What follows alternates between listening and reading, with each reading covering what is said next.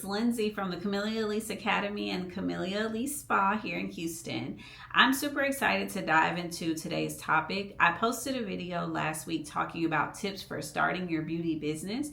And one of the questions that we got, and it's so important to address it, is what strategies do you recommend for adapting marketing techniques as trends evolve in the beauty industry? And anybody who's been in the beauty industry, you guys know that it is ever evolving, it's ever changing. There's new trends, there's new services. So, I really wanted to dive into this. This was a great question. But before I do, I want to give you the 9 tips that I'm going to go over, and then I'm going to dive specifically into each one, give you guys some realistic resources, things to do, places to go, etc. So let's get into it. The 9 tips are going to be these.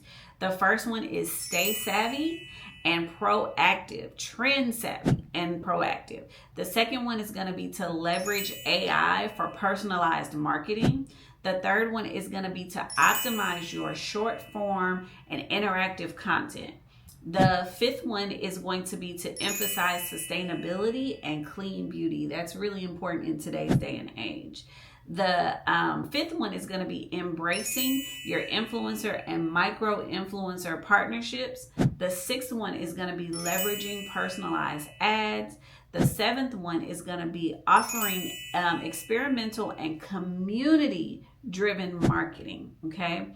Then the 8th one is going to be refreshing your brand messaging pretty regularly.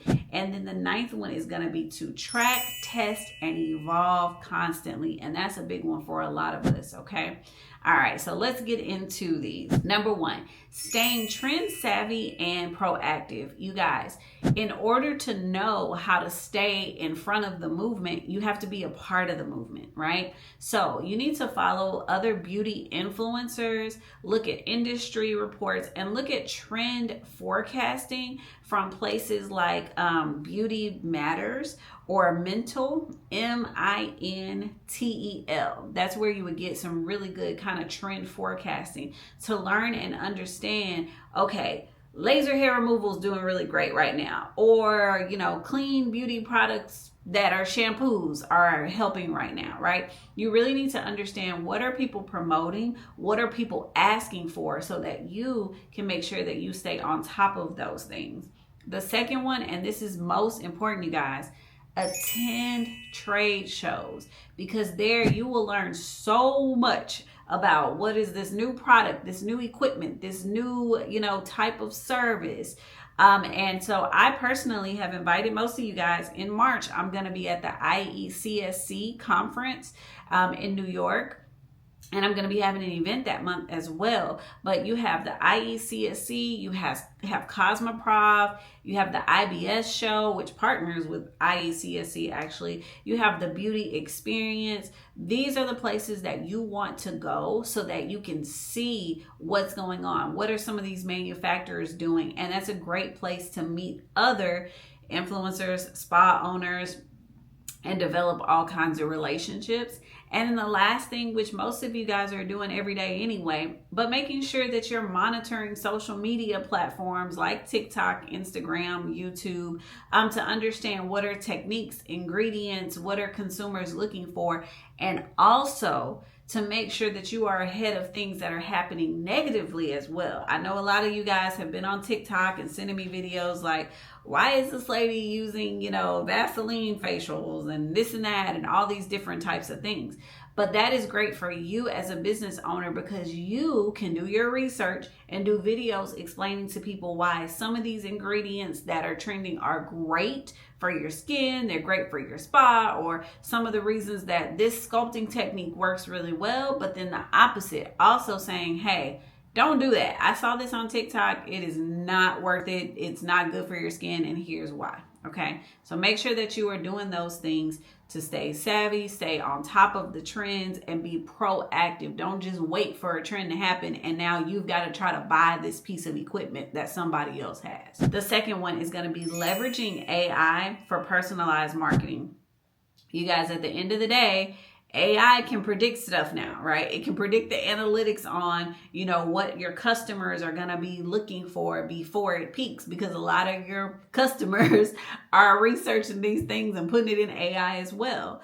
The second thing that helps with leveraging that AI is using dynamic email marketing that adjust your content, it adjusts your content based on your customers' behavior. It's amazing. If you can say, look, for instance, this month is February. You guys have to know that in February, Galentine's and Valentine's are big, right? So how can you put more email marketing and text marketing out there to get more clients at this time, right?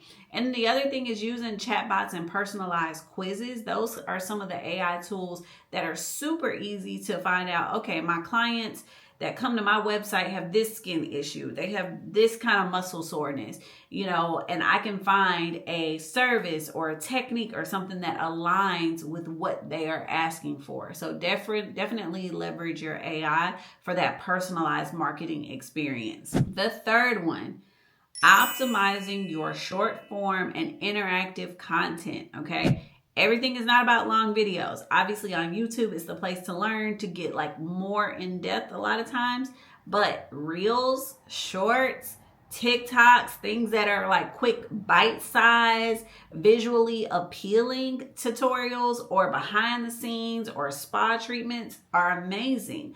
Also live sessions with Q&A, you know, or user-generated content where you can encourage your clients to share before and afters.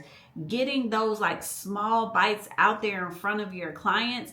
Always think scroll stopping. How can I optimize this so that it is scroll stopping and my potential customers and my current customers want to stop, see what I have to say, and then eventually come in to, you know, try my services out. The fourth one is emphasizing sustainability and clean beauty. You guys, environmentally, people are big right now on eco-friendly packaging, on non-toxic ingredients in their products, making sure that you're incorporating green beauty messaging.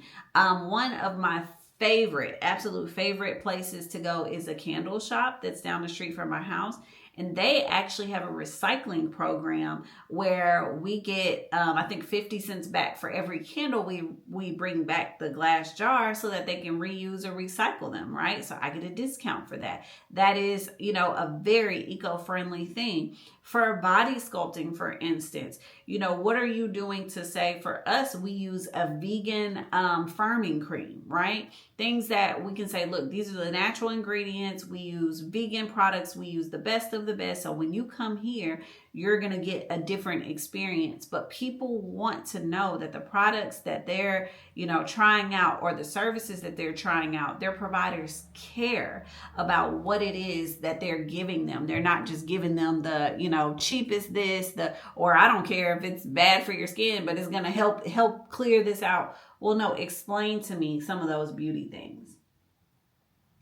So it's really important to incorporate that clean beauty messaging into what you're doing. And like I said, it could be something as easy as bring back your, you know, your used jar of Firm Up, and we'll recycle the plastic and give you $1 off your next purchase, right? That's a clean initiative that people love, and it's cost savings as well. The fifth one, and you guys, this one, please do not sleep on it. It's one that we do, but we don't do it consistently. I will tell you guys. Embracing your influencer and micro-influencer partnerships. Now, when we say micro, nano, all these different things, it's basically saying you working with people who have anywhere between 5,000 up to 100,000 followers to drive authenticity and higher engagement. So we do, I'll just tell you personally, we do campaigns with our influencers, I would probably say 3 to 4 times a year. So what we'll do is pick certain months and we'll invite influencers to different events, get them, you know, to come do complimentary services, different things. We do that at a certain time of the year. We don't do it all year round, but you are more than welcome to do that because it helps your business to grow, because your audience can expand, right? You're now leveraging their audience. and it's great. You can also offer affiliate programs or brand ambassador opportunities for long-term partnerships as well.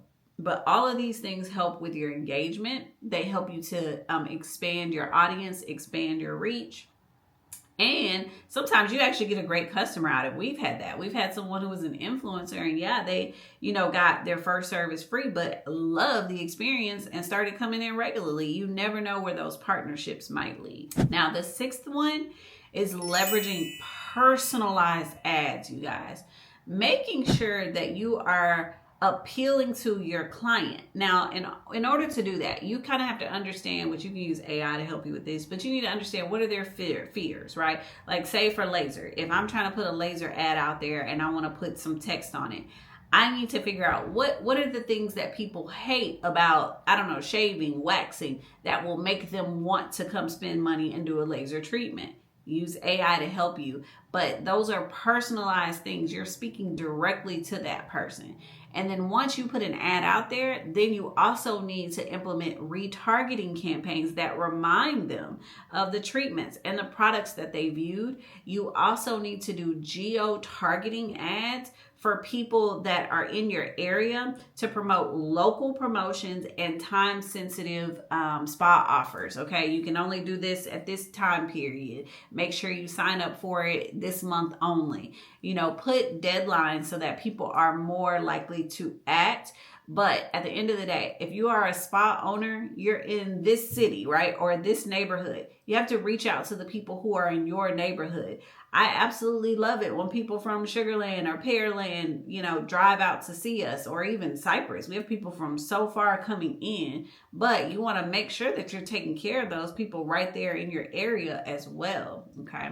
It's extremely important to leverage those personalized ads. And like I said, you can definitely use AI to do that, to help you with it. But that's how you get in front of your potential customers and they become actual customers, especially when you're the down the street spot. It works really well. Number 7 is offering experimental and community-driven marketing. So just like I explained to you, clean beauty is something right now that is very important to people. Community-driven marketing is important as well. Like I told you with your ads, I'm here in Houston. I'm not going to be advertising for San Antonio, right? I've got to take care of the people right here. Well, in order to do that, I'm going to do different things to help my community. So you can host VIP spa events, pop-up beauty experiences, exclusive workshops. We're bringing back some of our beauty and brunch special events. Those are things that are community driven. You're bringing people in to see what you offer, or you're inviting them to workshops to educate them. Clients and potential clients love it, you guys.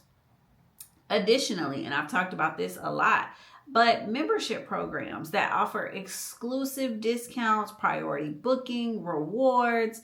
And then the other thing when we're talking about community driven marketing is getting into those local Facebook groups. Now, you can create private beauty groups, right, on Facebook, Discord, different apps to kind of nurture clients or to build loyal clientele, but also go into some of those community-driven groups that are already out there and established and start meeting those people so that they can become your potential clients as well. So there's a lot of different ways to really look at that community-driven marketing.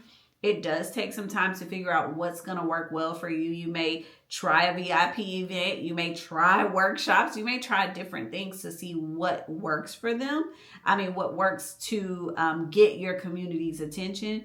You got to do a little bit of trial and error. Don't expect that the first time you have a VIP event, 150 people are going to register. And even if 150 people register, only 30 people may come. So just know that it takes a little bit of time, but once you're doing it and doing it consistently, it will skyrocket. Then the next one is going to be number 8 is refreshing your brand messaging regularly. So I will tell you that for my staff this week, I actually just kind of tweaked our mission a little bit, not the vision, but the mission a little bit to make it more concise, right?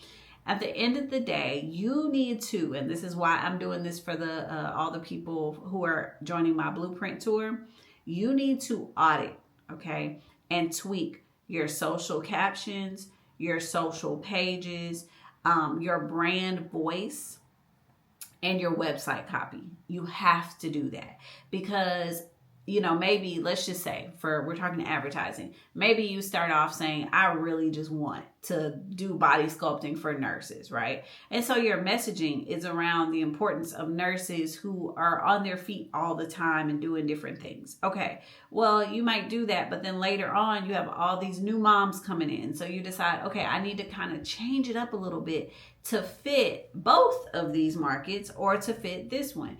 And we're talking about subtle changes. You shouldn't be changing your mission and vision very often. I just needed to make it consistent so it was memorable. But you need to be constantly kind of tweaking that brand voice so that more people hear you. If you're using the same hashtags all the time, eventually it loses its effectiveness. So you have to kind of tweak things to make sure that it's still getting out to the people you want it to get out to, okay? Also, make sure that you're incorporating a diverse and empowering messaging. It doesn't need to just be the same all the time, all the time, all the time. The root of what you do, yes, like I said, my vision for my company has not changed in 5 years. I know exactly what over the past 5 years, what I'm trying to elevate us to, right? But my social captions, kind of tweaking the audience that I'm picking, you know, to try to get more people in for, those things will slightly change. And then also a good way to stay ahead of trends and do different things.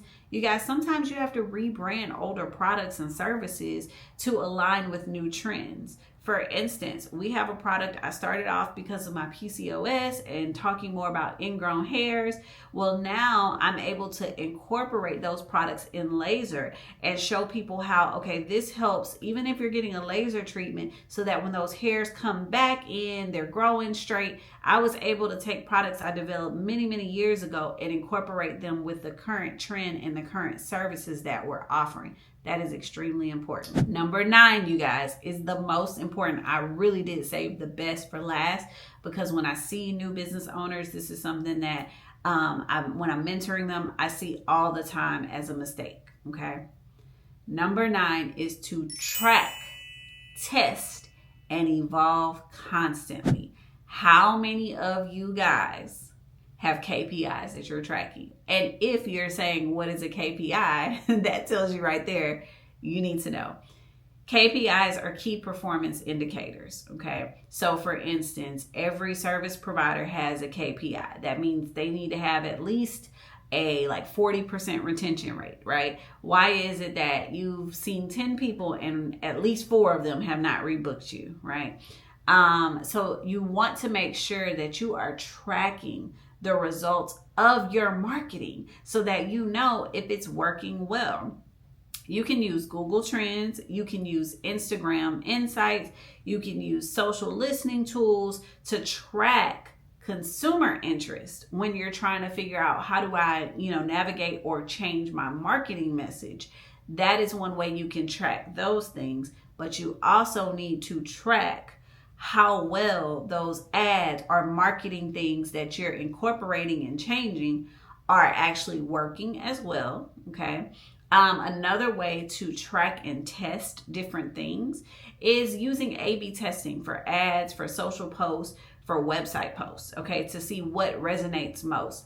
If I'm trying to figure out, how to market this laser, I'm just using laser today, guys, this laser service, I'm going to say, all right, maybe I do one ad where I talk about, do you guys hate shaving? Okay, here's this. Or I'm going to do another ad where I talk about ingrown hairs and, other fears and issues that people have with waxing, right? And I'm going to put both of them out there and see which one is going to work best.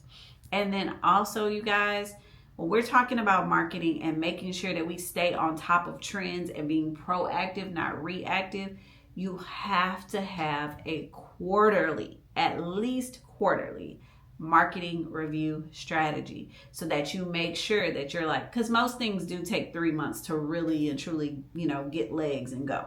So you want to see, okay, I've been running these specific types of ads or this specific type of messaging or offering these specific types of things for about 3 months. Let me see if that's working well, or do I need to innovate and change it up a little bit? But you won't know that if you're not looking at your performance data. Okay, so make sure that you stay on top of your data. So track, test, and evolve constantly. If you are trying to stay ahead of the trends in this ever-evolving industry, you have to do it. You absolutely have to do it. Okay, so I did give 5 tips, I believe, under the comment that they made about the, how do I evolve? But today I wanted to expand on it a little bit more. I hope that this, kind of helped you guys and gave you some real ideas. And I'm telling you right now, though, the number one thing when you want to stay on top of what's trending, how things are evolving, it's going to be 2 things. One is going to be making sure that you go to some of these trade shows and understand what is new, what's coming out, what are you developing, what did you guys try? Like, that's one. And then the second is going to be consumers. What are consumers doing on social media? What are they trying for facial ingredients now? Is turmeric the one now, or is it cranberries? What is it that's working that I need to either incorporate or speak to the consumer more on? Those are going to be the game changer things that are going to help you stay ahead of the trends instead of always running and lagging behind. So I hope that this answered some of those questions for you. I look forward to coming in and doing another message for you guys soon. If you have other questions, you have other comments, or you have other tips that work well for you to stay on top of promoting your business, please share them below. And as always, make sure that you subscribe to our channel because we have a lot more exciting stuff coming out soon. Thanks, and y'all have a wonderful day.